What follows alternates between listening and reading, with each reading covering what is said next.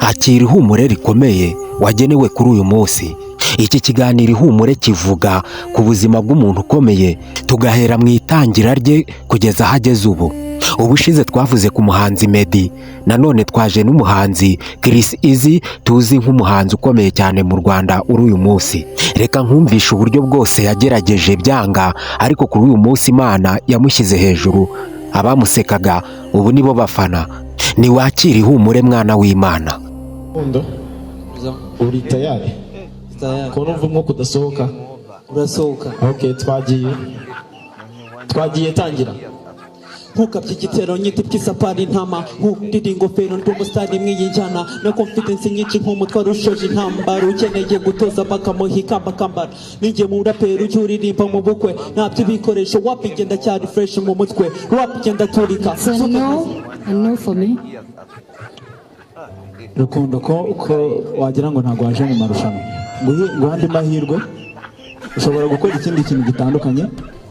Nyipa cyambara nkaba umuhungu wa nambara, wanabirebera mu nkweto nambara, masotera munsi y'umukandara, ngendana n'amaniga n'amabebi iruhande rwanjye mu nzu nabara, dukora amabara flow tugotomera amaniga nazo wabara, wisara nanze gatoya unyereka ukuntu urakana njyewe nasara. Yes for me. Kubera ko mvuze no umenye icyo gukora. Ibyo ntibyamuciye intege, dore icyo yagezeho. Yaje kuvamo icyamamare gikomeye.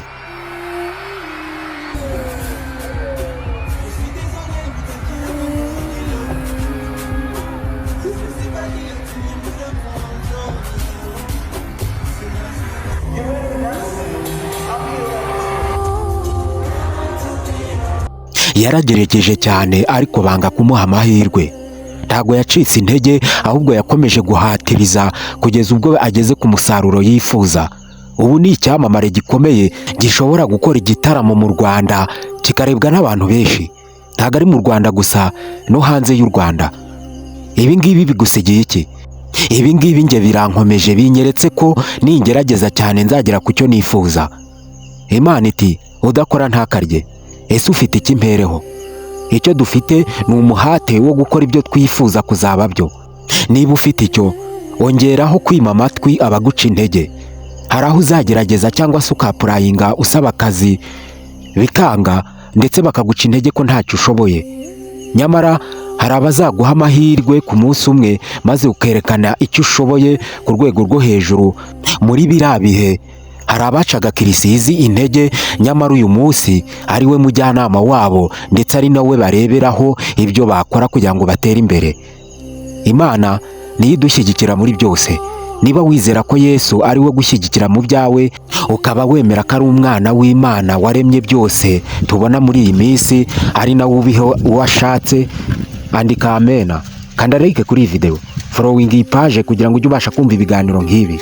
Niba nta mutima mubi, fata telefone yawe ufungure urubuga rwa YouTube wandikemo Ibyamamare TV 23, ukande kuri subscribe. Uwumvishe ikiganiro cyashize azi ikibazo nababwiye mfite. Kode ni ya yindi nabahaye, ndetse ni nomero ni ya yindi ntihinduka. Ugize icyo umutima namukubwira wagikora. Ndagushimiye, Imana iguhe umugisha.